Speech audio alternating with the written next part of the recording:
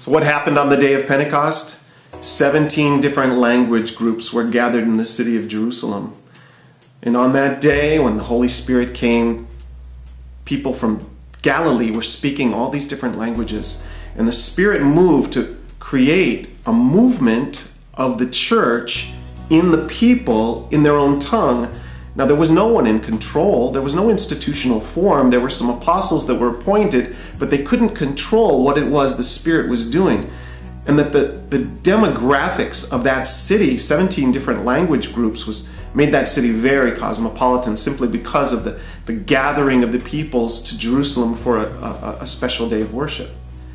Today we find that cities are again these cosmopolitan cities. You can go into any city in the world. You go to Beijing, Paris, London, New York, Chicago, any major city, and you're going to find multiple different language groups speaking out of their own tongue, their own language group. In the Western world today, many of the churches that are formed are out of a previous generation. They're formed in an institutional way where if we did that at the most excellent level, we would really only reach 40% of the population.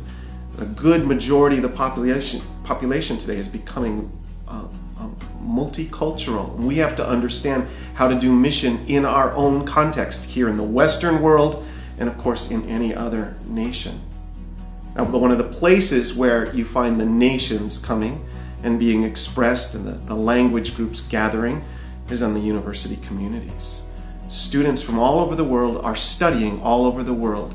Students are some of the most migratory beings on the planet today. They're moving around and they're studying and they're learning, and the opportunity for the move of the Spirit during this day is amazing. We need to be in the context of the university communities today where we can capture what God is doing, walk alongside Him, and fulfill His purpose in reaching every nation. But we need to go deeper than simply reaching an individual for Christ. We need to go deeper into the foundations of who they are as a person, their calling, their purpose as individuals, the fulfillment of what God has breathed and designed into them needs to come forth.